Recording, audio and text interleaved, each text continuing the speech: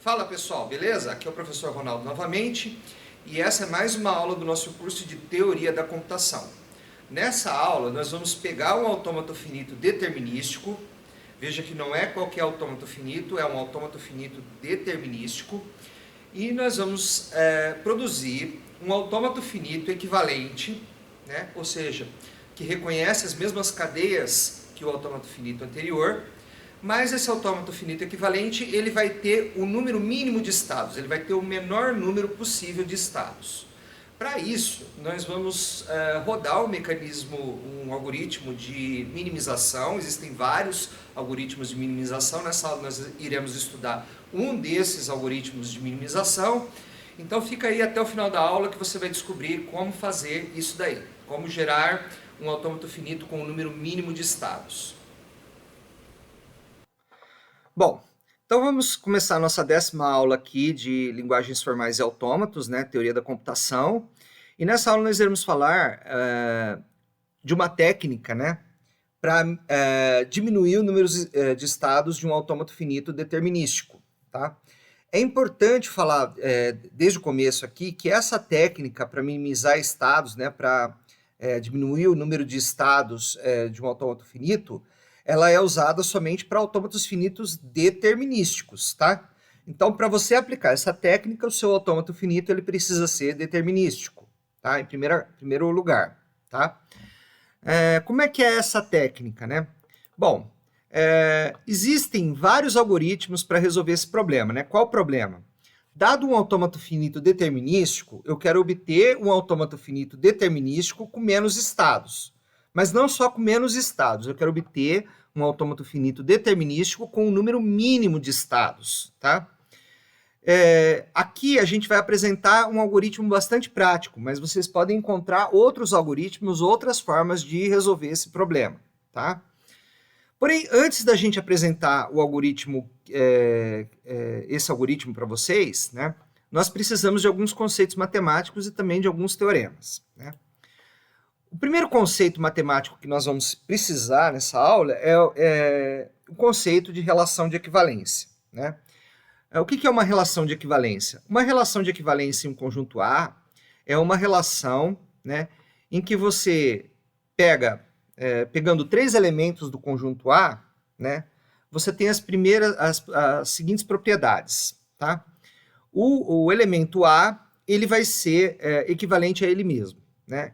Essa relação ela é chamada de relação reflexiva, né? Ou seja, um elemento de um conjunto A, né, ele é sempre equivalente a ele mesmo, na relação que eu estou definindo, na relação R, tá? Muitos textos eles colocam A, R, A, né, para dizer que A ele está relacionado com A, né, na relação R, tá?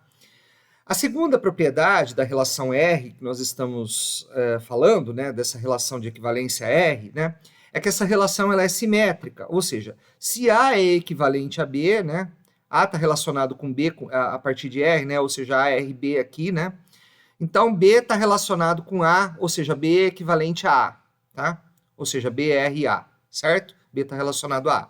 Se A está relacionado a B, B está relacionado a A. Então vocês veem que existe uma simetria, né? Essa propriedade aqui ela é chamada de simétrica. E por último, a gente tem a propriedade transitiva, né? Se A ele está relacionado a B, né? Se A é equivalente a B e B é equivalente a C, então A é equivalente a C, tá? Essa propriedade aqui ela é chamada de propriedade transitiva, tá? Um exemplo de relação de equivalência é a relação de igualdade, né? Porque se A é igual a B, A é sempre igual a A, né? Se A é igual a B e B é igual a A, se A é igual a B, B sempre é igual a A, né? E se A é igual a B e B é igual a C, então A é igual a C. Então a igualdade é uma relação de equivalência. Mas existem outras relações de equivalência que são menos óbvias, tá? Um exemplo de relação de equivalência menos óbvia é a congruência módulo N, com N pertencente aos naturais. Como que é a relação de congruência módulo N, né? Nós temos um operador na matemática que é o operador mod, né? O operador mod, ele pega 2 números inteiros, né? Por exemplo, ele pega o número inteiro A e o número inteiro N, né? E aí eu vou dividir A por N, fazer uma divisão inteira de A por N, e eu vou pegar o resto da divisão. O resto da divisão de A por N é o que a gente chama de A mod N, né? Então, A mod N é o resto da divisão de A por N, né?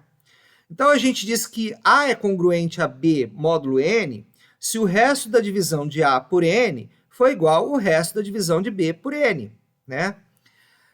Professor, está muito abstrato, dá um exemplo. Tá, vamos dar um exemplo aqui. Ó. Suponha que N é igual a 2, né? E você pegue os números inteiros, os números naturais, que são os números inteiros maiores ou iguais a 0, tá? Então, eu vou pegar os números inteiros maiores ou iguais a 0, né? Então, eu verifico o seguinte, ó, que 0 é congruente a 2 módulo 2, né? Por quê? Porque o resto da divisão de 0 por 2, aqui é congruente, não é igual, tá? Então, voltando, ó. 0 é congruente a 2 módulo 2. Por quê? Porque o resto da divisão de 0 por 2, 0 dividido por 2 dá quociente 0 e resto 0. Né? Então, o resto da divisão de 0 por 2 é 0. O resto da divisão de 2 por 2 também é 0. Então, a gente pode falar que 0 é congruente a 2 módulo 2. Por quê? Porque 0 e 2, quando divididos por 2, têm o mesmo resto, que é o resto 0. Né? 2 dividido por, o resto da divisão de 2 por 2 é 0. O resto da divisão de 4 por 2 também é 0. Então, 2 é congruente a 4 módulo 2. Né? Mesma coisa, 6 é congruente a 8 módulo 2. Todos esses números, tá? Se eles forem divididos por 2, e aqui nós estamos falando de divisão inteira, tá? Eles vão ter resto 0. Né? Então, esses números todos aqui, eles são números pares. Né? Se você pegar os números ímpares, por exemplo, ó, pega o número 1, né? Divide por 2, faz uma divisão inteira de 1 por 2, vai dar quociente 0 e resto 1. Né? E 3 quando dividido por 2 dá quociente 1, mas dá resto 1. Então, os restos de 1 e 3, né, são iguais. Né? Então, se você dividir 1 por 2 dá resto 1. Se dividir 3 por 2 dá resto 1. Então, você fala que 1 é congruente a 3 módulo 2. Né? 3 é congruente a 5 no módulo 2. Por quê? Porque 3 dividido por 2 dá resto 1, 5 dividido por 2 dá resto 1. Então, os ímpares, né, quando você divide por 2, eles dão resto 1. Né? Então, você vê, né, que você tem duas classes. Né? Você tem duas classes chamadas classes de equivalência. Tá? Você tem números, né, se você pegar o conjunto dos números naturais, que é o conjunto N, né? Você particiona, né? A gente vai explicar o que é partição daqui a pouco. Você particiona esse conjunto em duas classes, né? O conjunto dos números que o resto da divisão por 2 é 0, e o conjunto dos números que o resto da divisão por 2 é 1, né? O conjunto dos pares e o conjunto dos ímpares, né? Por que isso daqui é uma partição? Vamos entender, né? Porque esse conjunto dos pares aqui, se você fizer uma intersecção com o conjunto dos ímpares, que é isso daqui, vai dar vazio, né? Certo? E a união desses dois conjuntos aqui é o conjunto dos números naturais, é o conjunto N, né? Por isso a gente fala de partição, né? Por exemplo, quando você particiona uma pizza, né? Você divide a pizza em duas metades. O que está numa metade não está na outra, certo? Mas a união das duas metades dá a pizza, né? A mesma coisa acontece aqui com a relação de equivalência mod 2. Você pegou o conjunto dos números naturais, dividiu em dois subconjuntos a partir da relação de equivalência mod 2, né? E essa relação de equivalência te deu dois conjuntos, o conjunto dos pares e o conjunto dos ímpares. Pares união com ímpares dá o conjunto dos naturais, e pares intersecção com ímpares dá conjunto vazio, por isso que é uma partição, tá?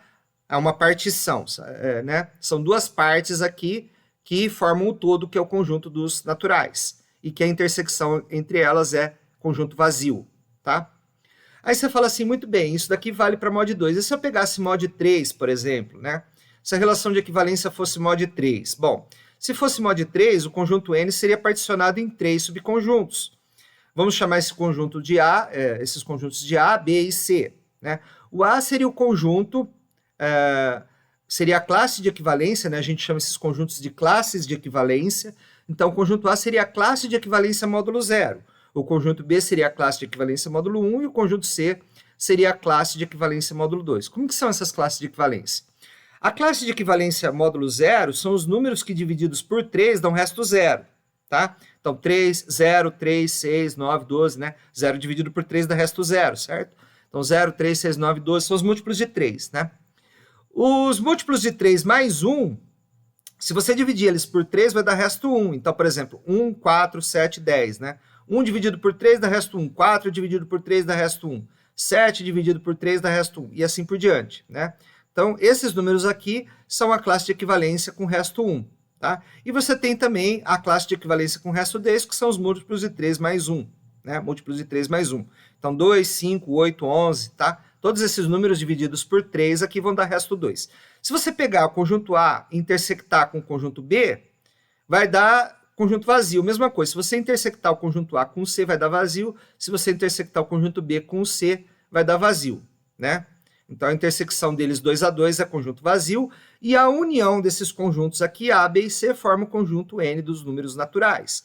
Então, A, B e C formam uma partição de N, né? Só que é uma partição com 3 partes, com 3 classes de equivalência, tá? Com 3 classes de equivalência. É como se você pegasse a pizza e dividisse em 3 partes, né?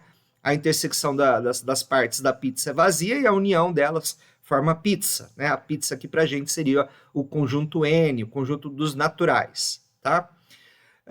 O que isso tem a ver com autômatos, né? Primeira coisa, né? A gente precisa demonstrar, né, que a relação de congruência módulo N é uma relação de equivalência. Por quê? Porque ela é reflexiva, né? Um número A ele é sempre congruente a ele mesmo, né? Por exemplo, 2 é congruente a 2 módulo 2, 3 é congruente a 3 módulo 2, né? 5 é congruente a 5 módulo 2, né? Por quê? 5 dividido por 2 dá um resto, né? 5 também dividido por 2 vai dar o mesmo resto. A tem o mesmo resto quando A é dividido por N, né? Ela é simétrica se B é congruente a A módulo N, né? Se B é dividido por N dá um resto R, e A dividido por N dá também um resto R. Então, se você inverter as coisas, também isso vai ser verdade, né? Então, A tem o mesmo resto que B, então B tem o mesmo resto que A quando A e B são divididos por N, tá? Então, a demonstração disso é bem óbvia, tá? E você tem a propriedade transitiva, né? Se A dividido por N dá resto R, B dividido por N dá resto R, B dividido por N dá resto R e C dividido por N dá resto R, então você pode concluir que todo mundo aqui tem o mesmo resto, né? Então, em particular, o A tem o mesmo resto que C quando dividido por N. Então você tem a propriedade transitiva aqui também demonstrada, né? Porque se A é congruente a B módulo N, B é congruente a C módulo N, então A é congruente a C módulo N. A tem o mesmo resto que B, B tem o mesmo resto que C, portanto, A tem o mesmo resto que C, se você dividir A por N, então a demonstração também é bastante óbvia nesse caso aqui, né? Mas respondendo à pergunta, né, o que a relação de equivalência tem a ver com autômatos, né? Os autômatos, eles têm estados que são estados equivalentes, tá? Estados equivalentes são estados que fazem a mesma coisa, basicamente é isso, tá? Mas para você examinar os estados equivalentes de um autômato, primeiramente você precisa eliminar os estados que são inalcançáveis, tá? O que vem a ser um estado inalcançável no autômato? Vamos examinar esse autômato da figura aqui. Veja que aqui nós temos um estado C e nenhuma seta está chegando no C, tá? Quando isso acontece, a gente diz que C é um estado inalcançável. Pode entrar a cadeia que for aqui, né? O autômato pode fazer a transição que for, ele nunca vai chegar no estado C, porque do estado C só saem setas, tá? Do estado C não chegam setas. Então, o estado C ele é um estado inalcançável, né? Então, esse estado inalcançável, ele pode ser eliminado do autômato. Então, a primeira coisa que a gente tem que fazer para obter um autômato mínimo é eliminar os estados inalcançáveis, porque os estados inalcançáveis, eles são inúteis, não chega a seta neles. Então, eles não têm papel nenhum no autômato. E o que são estados equivalentes, né? Para a gente entender os estados equivalentes, a gente tem que entender que são estados que fazem basicamente a mesma coisa, né? Que têm as mesmas transições para os mesmos símbolos de entrada. Então, vamos pensar assim, ó. Vamos pegar o estado A aqui, ó, né?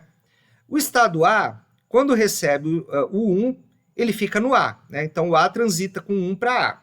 O A transita com 0 para B, né? Vamos inicialmente supor que A e C fazem a mesma coisa, né? Ou seja, que nós poderíamos juntar esses dois estados no único estado AC. Faz sentido juntar esses estados A e C num único estado?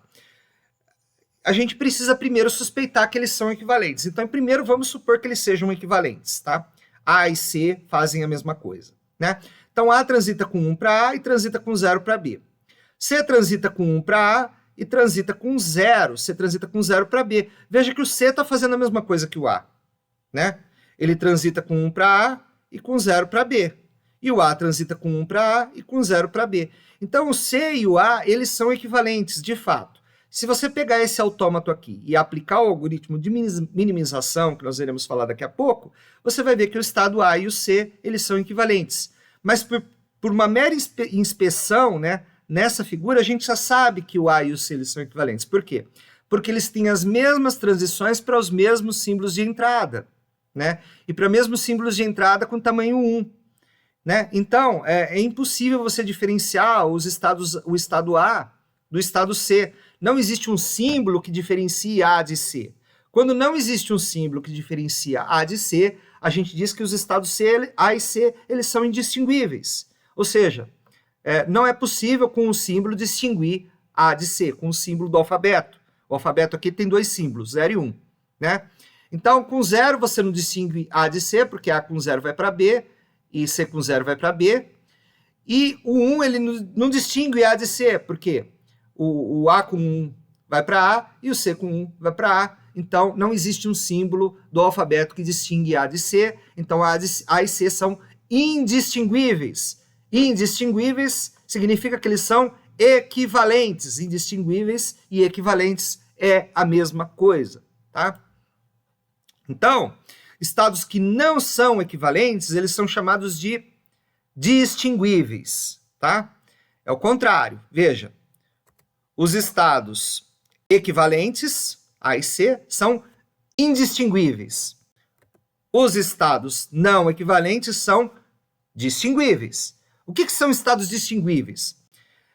São estados em que existe uma palavra que diferencia os 2 estados, né? Então, formalmente, né, se você tem um autômato finito, M, né, e você pega um conjunto, uma cadeia, né, um conjunto de símbolos terminais aí, né? W é um conjunto de símbolos terminais. Então, W pertence a sigma asterisco, tá? Né? Pertence ao fecho do alfabeto aqui, né? Então, dizemos que W distingue 2 estados P e Q. Nota que eu não estou falando que P e Q podem ser estados quaisquer, tá? P pertence a Q e Q pertence a Q. Podem ser estados quaisquer, né? E aí eu vou fazer o delta de P com a cadeia W e o delta de Q com a cadeia W. O que é esse delta com a cadeia, né? O delta seria você pegar e fazer todas as transições a partir do estado P com a cadeia W, né?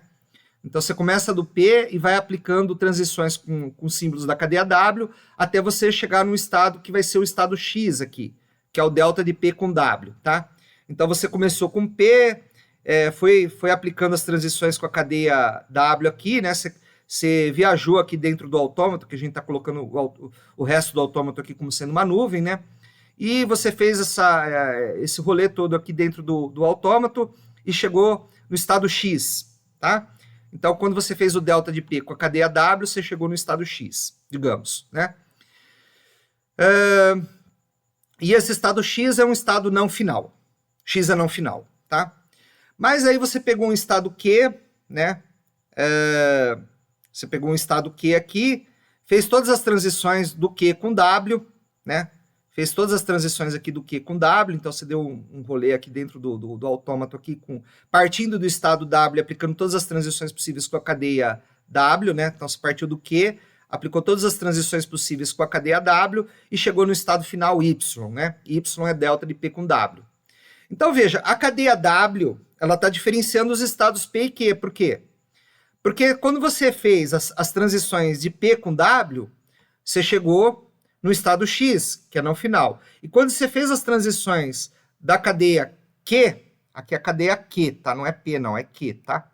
Quando você fez todas as transições da cadeia Q com W, você chegou no estado Y e Y é o estado final. Estados finais e não finais, eles são sempre distinguíveis. Eles nunca podem ser equivalentes. Pela própria definição de autômato. Um estado que é não final não pode, de maneira nenhuma, ser equivalente a um estado final, porque eles são usados para diferenciar cadeias que são aceitas e cadeias que não são aceitas. O estado final ele foi feito para aceitar cadeias. O estado não final ele foi feito para rejeitar cadeias. Então, um estado final e um não final, eles nunca podem ser equivalentes, tá? Eles são sempre distinguíveis, tá? E como é que eu falo que um estado é distinguível? Você pega um estado, eu quero saber se o P é distinguível de quê, né? Quando que os estados são distinguíveis? Quando existe uma cadeia que distingue os dois estados, né? O que quer dizer a cadeia distinguir os dois estados, né? Significa isso aqui, ó. Dizemos que uma cadeia distingue os dois estados se delta de P com W, com uma cadeia W, né, pertence a final e delta de Q com W pertence não pertence a final ou pertence a não final, né? Não é a mesma, né? Ou vice-versa. Ou delta de P com W não pertence ao estado final e delta de Q com W pertence ao estado final. Então você pega um Q, evolui o P com W. Se ele chegar num estado não final e você pegar o estado Q, evoluir com W e ele chegar no final, então a cadeia W está distinguindo P de Q. A cadeia W está distinguindo P de Q. Tá? Espero que tenha ficado claro isso. Então, quando que os estados são distinguíveis? Quando tem uma cadeia que distingue os dois. Tá? Então, dizemos que os estados são distinguíveis se existe uma palavra, uma cadeia W, né, capaz de distinguir esses estados. Estados finais do conjunto F, não finais do conjunto Q menos F, né? Q menos F é a diferença de conjuntos, né? A diferença dos estados Q do Q menos F. Você tira o F do Q, o F é um conjunto, né? Que está contido em Q, tá? Se você fizer a diferença Q menos F, você vai obter o conjunto dos estados não finais, tá? Então, F é o conjunto dos finais e Q menos F é o conjunto dos não finais, tá? Então, esses estados eles são sempre distinguíveis se Q menos F é diferente da cadeia, diferente do conjunto vazio, tá? Então, a palavra que distingue esses estados é a cadeia vazia, ou seja, eles são sempre distinguíveis, Um estado que é final nunca vai ser equivalente a um estado não final e vice-versa, tá? Então, estados indistinguíveis, os estados indistinguíveis são aqueles que a gente está interessado, tá? Ou seja, são estados equivalentes, são estados que fazem a mesma coisa, né? Então, se os estados de um autômato eles fazem a mesma coisa, eles são equivalentes, eles podem ser combinados em um único estado, tá? E aí a gente tem alguns teoremas para ajudar a gente, tá, a achar esses estados indistinguíveis, esses estados equivalentes, tá? Então, o primeiro teorema é esse daqui, ó. Suponha que M é um autômato finito determinístico sem estados inalcançáveis. Você eliminou todos os estados inalcançáveis porque eles são inúteis, né? Então, M é mínimo se e somente se todos os pares de estados forem distinguíveis, né? Então, o que esse teorema diz pra gente? A gente não vai demonstrá-lo aqui, tá? Mas ele diz o seguinte, ele diz que para a gente conseguir o autômato mínimo, a gente precisa examinar os estados 2 a 2. Né? Você precisa analisar somente os pares diferentes de estado, tá? Como é que a gente examina os pares de estados de um autômato? Então vamos lá. Como é que a gente vai examinar os pares de estados? Bom, você pode fazer você precisa examinar eles 2 a 2. Então você pode fazer primeiro, né, a primeira ideia sua, é colocar, vamos supor que esse autômato ele tenha 6 estados, né? Ele tenha A, B, C, D, E, F. Ó. 1, 2, 3, 4, 5, 6. Ele tem 6 estados. Você poderia colocar os 6 estados aqui, os 6 estados aqui. Você teria uma diagonal, né? Uma diagonal aqui com duplas de mesmo estado, né? E essa diagonal, eu já digo para você o seguinte, essa diagonal aqui ela é inútil, né? Porque um estado ele é sempre equivalente a ele mesmo. Né? Um estado sempre vai ser equivalente a ele mesmo. Então, esses caras aqui, ó, esses pares aqui, você não precisa analisar. Tá? Outra coisa que você observa é a redundância. Por exemplo, aqui, ó, você está examinando o par AB. Aqui você também está examinando o par AB, certo? Aqui você está examinando o par AC. Aqui você também está examinando o par AC. Então, essa tabela ela tem uma simetria, né? Então, o que você precisa fazer, né? Você não vai examinar 2 vezes o mesmo par, porque isso é ineficiente computacionalmente. Então, que pares você vai examinar? Você vai examinar os pares que eles estão abaixo dessa diagonal aqui, ó. Eu vou voltar um slide para vocês verem, ó. Aqui você tem uma diagonal, né? Tudo que está abaixo dessa diagonal, ou seja, esses estados aqui, ó, que eu estou passando o mouse em cima, tá? Tudo que está abaixo dessa diagonal, você precisa examinar. A diagonal você não precisa examinar, e o que está acima da diagonal, também você não precisa examinar. Então você verifica o seguinte, ó, o par FF, ele está na diagonal, né? Esse par FF está na diagonal. Você não precisa examinar, você só precisa examinar quem está abaixo aqui, ó, tá? Esse cara aqui você precisa examinar. Veja que o par AA também você não precisa examinar, né? Então você não precisa examinar nem o par FF, nem o par AA. Por quê? Porque eles estão em cima da diagonal, o estado é sempre equivalente a ele mesmo, então você não precisa examinar, né? Então, apenas os pares que estão abaixo da diagonal vermelha traçada é que devem ser examinados. Então, isso nos dá uma ideia de como construir a tabela para examinar os estados. Então, veja, você pega de A a E e de B até F, né? Então, você vai pegar, se o conjunto de estados é A, B, C, D, E, F, você vai colocar na tabela de A até E, né? E depois você vai colocar na tabela de B até F, para você poder estar analisando aí todos os pares de estados que te interessam, né? Porque os que estão acima da diagonal, eles são repetidos, e a diagonal também não te interessa, porque um estado é sempre equivalente a ele mesmo, tá? Então, a primeira coisa que você vai fazer é construir essa tabela aí para você poder ver quais estados você vai analisar. A segunda coisa é o seguinte, ó, é esse teorema 2 aqui. A relação segundo a qual 2 estados de um autômato são indistinguíveis é uma relação de equivalência, tá? Isso é mais ou menos fácil de demonstrar, tá? Porque as propriedades reflexiva, simétrica e transitiva, elas são trivialmente verificadas para pares de estados, tá? E esse teorema ele é importante porque uma relação de equivalência particiona o conjunto dos estados de um autômato, né, em um conjunto de classes de equivalência. Quem que são essas classes de equivalência? São os estados equivalentes, tá? E o que acontece nessas classes de equivalências, né? Elas têm, cada classe de equivalência, se você intersectar ela com outra classe de equivalência, vai dar o conjunto vazio. Elas são classes disjuntas, né? Elas têm elementos disjuntos, né? E cada uma dessas classes de equivalência vai ser um estado do autômato mínimo que você vai estar construindo, tá? A gente vai ver isso no final da aula, tá? Então, qual que é o objetivo quando você minimiza um autômato? É você obter uma partição de estados, né?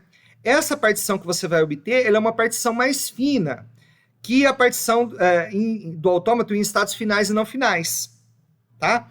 Então, essa nova partição, ela vai ter estados finais e ela vai ter estados não finais, né? Mas esses estados finais vão ser uma partição dos estados finais anteriores que você tinha, e os estados não finais, a partição dos estados não finais também vai ser uma partição dos estados não finais que você tinha. Então, a gente diz que é uma partição mais fina, né? Por quê? A partição do autômato em estados finais e não finais tem só 2 elementos, estados finais e estados não finais. Tá? Agora, se você quer um autômato mínimo, você tem que fazer essa partição mais fina, que é agrupar os estados, fazer um merge, né? Fazer uma junção aí dos estados que são equivalentes. Então, os estados que são equivalentes vão cair dentro de uma mesma partição, tá certo? E esse último teorema aqui, né, que a gente também não vai demonstrar, ele é também extremamente importante, porque ele permite que a gente evidencie os estados de um autômato que não podem ser equivalentes. Como assim, professor? Vamos ler o teorema aqui, ó. Seja delta de P com A, P', né? Então, você pegou um elemento P, um estado P aqui, né? Um elemento do conjunto dos estados, você pegou um P aqui, um elemento do conjunto dos estados, e evoluiu ele com o símbolo A, né? E te deu P', né? Aí você pegou um outro Q, que é diferente de P, né? Pegou um outro P aqui do conjunto dos estados também, né? E evoluiu ele com A e deu Q'. Ele diz o seguinte, que se P' e Q' são distinguíveis, um exemplo de estados distinguíveis, estados finais e não finais, né? Então, se P' pertence a final e Q' não pertence a final, né? Ou Q' pertence a não final, que é a mesma coisa, né? Então, se P' e Q' são distinguíveis, então P e Q são distinguíveis. São distinguíveis, tá? Então, isso daqui é uma forma recorrente de você verificar, recorrente, né? Não recursiva, recorrente, é uma forma recorrente de você verificar se dois estados são distinguíveis ou não. Se você evoluiu ele com um símbolo, nota que o símbolo é o mesmo, tá? E você chegou em dois estados que são distinguíveis, P e Q são distinguíveis, né? P' e Q' são distinguíveis, tá? Então, P e Q também vão ser distinguíveis, é isso que está falando esse teorema, né? E esse teorema, ele permite você construir um algoritmo para fazer essa diferenciação. Então, vamos supor inicialmente que P' pertence à final e Q' não pertence à final, né? Então, P' e Q', eles são distinguíveis, eles não podem ser equivalentes, tá? E aí você vai pegar o A e evoluir um estado P e um estado Q, né? Você vai evoluir com P e Q aqui, e esse símbolo A você vai usar para fazer a diferenciação, e P e Q são estados arbitrários, né? Então, se o símbolo A diferenciar os estados, né? Então, existe uma palavra, que é a palavra de um único símbolo A, né? Que diferencia os estados, né? Como a gente viu anteriormente. Logo, os estados são distinguíveis e não podem ser equivalentes, né? Então, se existe uma palavra que distingue os dois estados, né? P e Q, né? Ou seja, delta de P com A é P' e delta de Q com A é Q', então, e P' e Q' são distinguíveis, eles não podem ser equivalentes, então P e Q, eles não podem ser equivalentes, eles são distinguíveis, distinguíveis é não equivalente, tá? Então, eles não podem ser equivalentes, tá? O seu objetivo é achar o quê? É achar os estados equivalentes, tá? Então, vamos pegar aqui um autômato como exemplo aqui, para a gente rodar esse algoritmo aí, para a gente verificar a distinguibilidade dos estados, tá? Então, esse autômato aqui, a gente já vê inicialmente que ele tem um estado aqui, que é o estado D, né? E o estado D, ele é um estado inalcançável, porque só sai seta de D, né? Não chega nenhuma seta em D. Então, o D, ele é inalcançável. Você vai fazer o quê? Você vai tirar ele do autômato. E aí você vai ter o autômato com esses estados aqui, ó, A, B, C, E, F, G e H. E aí você vai fazer o quê? Aquela tabelinha que eu falei para vocês, né? Onde cada entrada nessa tabelinha... compara essa tabelinha com a tabelinha que a gente fez anteriormente, tá? Qual que é a diferença aqui? A diferença é que aqui, ó, você colocou ó, A, B, C, E, F, G. E aqui você colocou ó, B, C, E, F, G, H. Só que você colocou B, C, F, G, H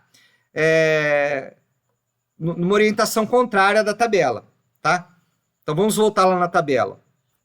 Olha aqui. Na tabela, a gente colocou A, B, C, D, E, a gente colocou indo para cima. A gente vai colocar agora A, B, C, D, E, né? Para baixo, né? Por quê? Porque se você colocar ele para cima, do jeito que está aqui, você vai ficar essa parte aqui, né, da tabela vai ficar desconexa com essa parte aqui da tabela, certo? Com essa parte aqui, né?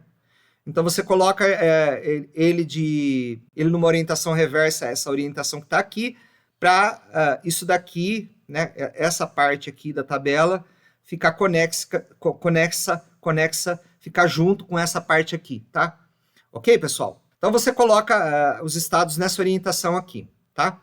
E aí cada par da tabela é um par de estados que você vai verificar. Então você vai verificar o par de estados AB, o par de estados AC, BC, AE, BE, CE, todos os pares de estados. Por que você vai verificar todos os pares de estados? Por causa daquele primeiro teorema que eu falei no começo da aula. Você só precisa verificar os pares de estados para você achar os estados equivalentes, tá? Ok. Então, aqui a gente tem o algoritmo de minimização. Eu não vou falar agora desse algoritmo, eu vou deixar para a gente falar desse algoritmo depois que a gente tiver executado esse algoritmo, para vocês entenderem, tá? Então, tá aqui o algoritmo, a gente vai voltar daqui a pouco nele, tá? Mas vamos à prática, né? A gente tem o seguinte, né? A gente tem que o estado C, ele é um estado final no nosso autômato. Então, o C, ele não pode ser equivalente a nenhum outro estado que não seja ele mesmo, tá? Então, o C ele não pode ser equivalente a A, ele não pode ser equivalente a B, né? O C ele não pode ser equivalente a E, não pode ser equivalente a F, nem a G e nem a H. Então, os estados que não podem ser equivalentes, você vai marcar na tabela como X, tá? são estados o quê? São estados distinguíveis. Os estados que estão marcados com X são estados não equivalentes, são estados distinguíveis. Não equivalentes, distinguíveis. Não equivalentes, distinguíveis. Grava isso, tá? Agora, vamos examinar os outros pares de estado, né? Então, eu coloquei o autômato aqui para a gente poder olhar para ele, né? E nós vamos inicialmente, esses pares aqui a gente não precisa examinar, porque eles são trivialmente distinguíveis, eles são trivialmente não equivalentes, esses estados aqui são trivialmente não equivalentes, tá? A gente quer saber se A é equivalente com B, então a gente vai testar o par AB. Como é que a gente testa o par AB? A gente faz delta de A com 0 e delta de B com 0, e a gente vai obter um par aqui, que é o par BG, tá? Então, delta de A com 0 é B, né? Delta de B com 0 é G, né? Delta de A com 0 é B, delta de B com 0 é G. O par BG não está marcado, tá? Então, par BG, vamos olhar onde que está o par BG aqui, ó. Aqui a gente tem o par BG, e o par BG não está marcado. Então, se fosse só o símbolo 0 que importasse, tá? Você não iria marcar o par AB, tá? Só que o que acontece? Você tem que ver com o símbolo 1 também, né? Então, você vai fazer delta de A com 1 e delta de B com 1. Delta de A com 1 vai te dar F. Delta de B com 1 vai te dar C. Então, você tem que examinar agora o par CF, né? O par CF tem o C tem o C que é final e o F que é não final, né? Então, o par CF, ele está marcado. Então, você vai marcar o par AB. O A não pode ser equivalente ao B, então você vai marcar o AB aqui. O A não pode ser equivalente ao B. Vamos fazer mais alguns aqui, ó. Você tem o par aqui, ó, AE, né? Então vamos lá. Ó. Delta de A com 0 é B, delta de E com 0 é H. Como é que eu vejo isso? Ó? Delta de A com 0 é B, delta de E, onde que está o E? Delta de E com 0 é o H, né? Então BH. BH não está marcado, né? Aí você vai examinar com o símbolo 1, ó. Delta de A com F, delta de E com 1 é F. Onde que eu vejo isso? Ó? Delta de A com 1 é F, delta de E com 1 é F. Então, você obteve aqui o par FF. O par FF, ele não está marcado, ele nem está na tabela, o par FF, tá? Então, você não vai marcar o par AE. Por que você não vai marcar? Porque por causa do teorema, né? O teorema diz que você só marca se o par resultante tiver marcado, tá? Então, você não vai marcar o par AE. E aí, agora você vai examinar quem? O par AF. Vai marcar o par AF? Vamos ver, ó. Delta de A com 0 é B, delta de F com 0 é C. BC está marcado, então só por isso você já marca o par AF, né? Você vai examinar FG não está marcado, mas se você tiver pelo menos um, né, um par marcado, dos dois que você vai examinar, você vai marcar, né? Então o AF ele vai ser marcado aí, tá? Vamos examinar o par AG, né? O par AG, delta de A com 0 é B, delta de G com 0 é G, delta de A com 1 é F, delta de G com 1 é E. BG não está marcado e EF não está marcado, então você não vai marcar o par AG, não marca o par AG. O par AH, né? Você vai fazer delta de A com 0 é B, delta de H com 0 é G, delta de A com 1 é F, delta de H com 1 é C, ordena aqui, né, BG e CF, né? CF está marcado porque o C ele é final e o F é não final, então você vai marcar o par AH, vai marcar o par AH. Veja que a gente está percorrendo nesse sentido aqui, depois a gente vai percorrer nesse, depois a gente vai percorrer nesse. Então a gente está percorrendo na vertical. Faz alguma diferença você percorrer na horizontal ou percorrer na vertical? Né? Não faz nenhuma diferença, né? Por quê? Porque muitas vezes, né, a gente vai examinar um par, né? E para marcar esse par, a gente depende de outro par que às vezes a gente não chegou nele, né? No algoritmo, né? A gente vai ver essa situação, né? Então, aqui, ó, B com 0. Sim, e por isso, né, como você não chegou no par ainda, você tem que fazer mais de uma iteração para você poder cobrir todo mundo. Você só para o algoritmo quando você verificou todos os pares e não marcou ninguém, tá? Quando você verificou todos os pares e não marcou ninguém, é sinal que você encontrou aí os estados que são equivalentes, que foram aqueles que não foram que não foram marcados, tá? Então, vamos lá, ó. O par, delta de B com 0 é G, delta de G com 0 é H. Então, você tem o GH. O GH está marcado? Olha aqui, ó.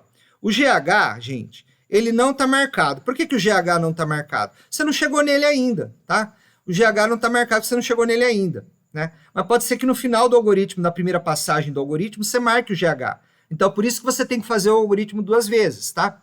Mas vamos continuar. O par CF, o CF está marcado, claro, porque o C é estado final, né? Então, o CF, como é que eu vejo que o CF está marcado? Tem um xão aqui nele, né? Ó, o CF está marcado aqui, ó. CF, tá? CF está marcado. Então, você vai marcar o par BE. BE aqui ele vai ser marcado, tá? O BF, você vai examinar, ele vai marcar. BG vai marcar. BH, você vai marcar. Olha o que acontece no par BH aqui, ó.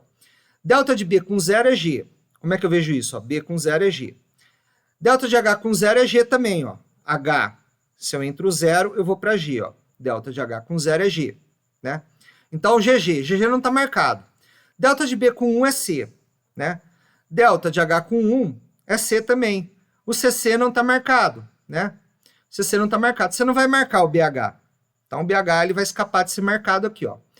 O EF, você vai marcar, né? O EG, você vai marcar também. O EH vai marcar.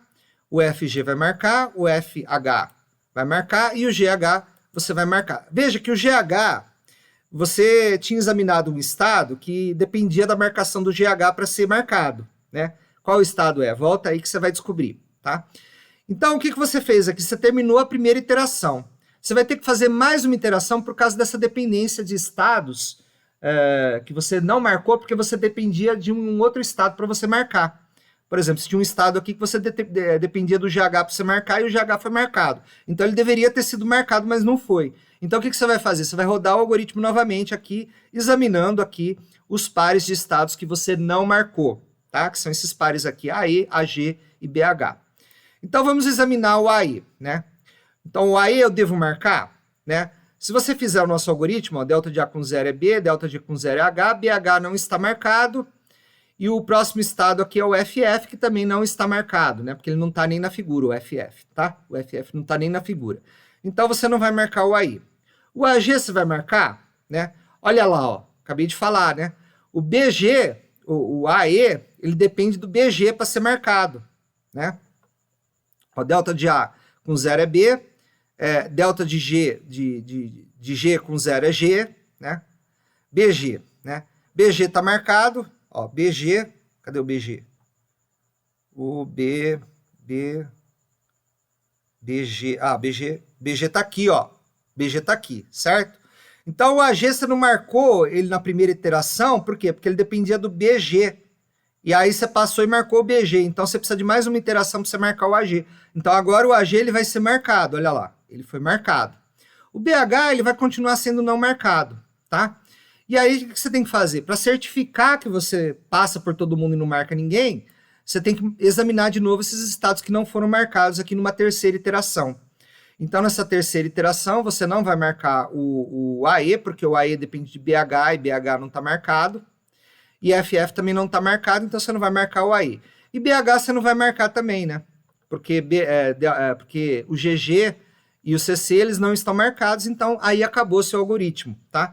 Então, quando você passa pelo algoritmo e não marca ninguém, o seu algoritmo ele terminou, tá? Então, os estados não marcados, eles vão ser, você vai agrupar esses estados, você vai fazer um merge, você vai fazer uma junção desses estados que não foram marcados, tá? Então, você vai juntar o estado B com E, aliás, desculpa, você vai juntar o estado A com E e você vai juntar o estado B com H, tá? E fazendo isso, você vai obter esse autômato aqui, ó, A com E e B com H, tá? Então, esse autômato que você obteve aqui, ele é formado pelas classes de equivalência, que são os estados equivalentes. A é equivalente a E e B é equivalente a H, tá? E esses estados equivalentes, eles formam uma partição de Q. Eles vão formar uma partição do conjunto de estados Q. Se você fizer a intersecção com eles, ó, AE intersecção com BH dá vazio, BH intersecção com C dá vazio, BH intersecção com F dá vazio. Quaisquer intersecções que você fizer aqui vai dar vazio, e a união de todos esses estados aqui vai formar o conjunto Q, que é o conjunto dos estados, por isso você tem uma partição, tá? Quem que é o estado inicial do autômato que você obtém? O estado inicial é o estado AE, tá? É a classe de equivalência, a partição que contém o estado inicial, né? Como assim, professor? Vamos supor que o estado inicial é uma azeitona numa pizza. Você vai dividir a pizza em várias partes aí, tá? Você vai fazer uma partição da pizza. A azeitona ela só vai ficar numa das partes, tá? Numa das classes de equivalência, né? Então o estado inicial ele sempre vai cair em um único estado, em uma única classe de equivalência, tá? Que é o estado, a classe de equivalência é o estado do autômato finito determinístico resultante, tá? Então o estado inicial sempre vai cair numa classe de equivalência, e a classe de equivalência que contiver o estado inicial vai ser o estado inicial do seu autômato resultante, ok? Vamos voltar então agora no algoritmo para a gente recapitular. Como que é o algoritmo? Como que é o algoritmo, né? Você vai primeiro remover todos os estados inalcançáveis, marcar os pares de estados que são distinguíveis, ou seja, você vai marcar os finais com os não finais, né? Vai fazer aquela marcação inicial, né? Então você vai primeiramente marcar todos os estados P e Q, onde P pertence a F, Q não pertence a F, como distinguíveis. Então você vai ter aquele padrão de X inicial, tá? E aí o que você vai fazer, né? Você vai aplicar o lema 3, né? Então, para todos os pares não marcados P e Q, faça. Se delta de PA for P' e delta de QA for Q', e P', Q' estiver marcado, você vai marcar PQ. E aí você vai repetir isso daqui até que você não marque nenhum novo par de estados, tá? E aí, finalmente, você vai construir o autômato, que é o último passo. Então, você faz o quê? Você começa com uma marcação inicial, e aí você vai examinando cada um dos pares de estados para ver se você marca ou não, né? Então, a B marcou, a E não marcou, a F marcou, a G não marcou, né? Mas você pode ter pares que dependem de outro que você não marcou para serem marcados, por isso que você tem que repetir várias vezes, tá? Então, a H marcou, marcou, não marcou, né? Marcou. Aí você vai examinar novamente os que você não marcou, né? Que são esses daqui. Alguns não vão ser marcados, outros vão ser marcados, tá? E depois você vai fazer uma última iteração. Nessa última iteração você não vai marcar ninguém, né? E quando você não marca ninguém, você termina o algoritmo e aí você vai juntar, né? E com A e B com H, né? Então E vai ser juntado com A e B vai ser juntado com H, e aí você vai construir o autômato resultante. Como é que você constrói? Você olha as transições, o A com 0, né? A com 0 ia para onde? Né? A com 0 ia para B. Então, nesse autômato resultante, A com 0 vai ter que ir para B, né? E com 0 ia para onde? Né? E com 0 ia para onde? Vamos lá aqui, ó. Vamos olhar aqui, ó. E com 0 ia para H, né? Então, E com 0 vai para o estado que tem o H, né? E assim por diante você vai construir esse autômato aqui. Agora, cuidado uma coisa, né? A gente vai fazer aqui, a última coisa que a gente vai falar é essa observação aqui, né? Que você tem, na relação de equivalência, a propriedade transitiva, né? E essa propriedade transitiva nos diz que se tivermos pares de estados equivalentes com um elemento em comum, exemplo, né? AB e BC. Você tem um elemento em comum aqui, que é o B, né? O que isso daqui está dizendo para a gente? Ó, que A é equivalente a B e que B é equivalente a C. Então, você vai ter que, no diagrama também vai aparecer, tá? A equivalente a C. Então, esses três estados que compõem esses pares, né? Você pode pensar em juntar eles 2 a 2, mas não é isso que você tem que fazer. Você tem que juntar todo mundo no único estado. Por quê? Porque A é equivalente a B e B é equivalente a C, então, portanto, A é equivalente a C por transitividade. E esses três estados, A, B e C, devem ser juntados no único estado, tá? Então, se aparecer um exercício para você fazer, em que você identificou as lacunas, né? AB, BC e AC no diagrama, o que você vai fazer? Juntar tudo isso daí num único estado, tá? Então, esse é o algoritmo de minimização, e esse algoritmo ele pode juntar mais de 2 estados em um único estado equivalente. Então, pessoal, essa daí foi a aula de hoje, tá? Espero que vocês tenham entendido. Se tiverem alguma dúvida, deixem nos comentários, tá? Estudem, façam exercícios, porque esse tipo de coisa é necessário você treinar, tá? refaça o exercício que foi feito e façam mais exercícios, tá?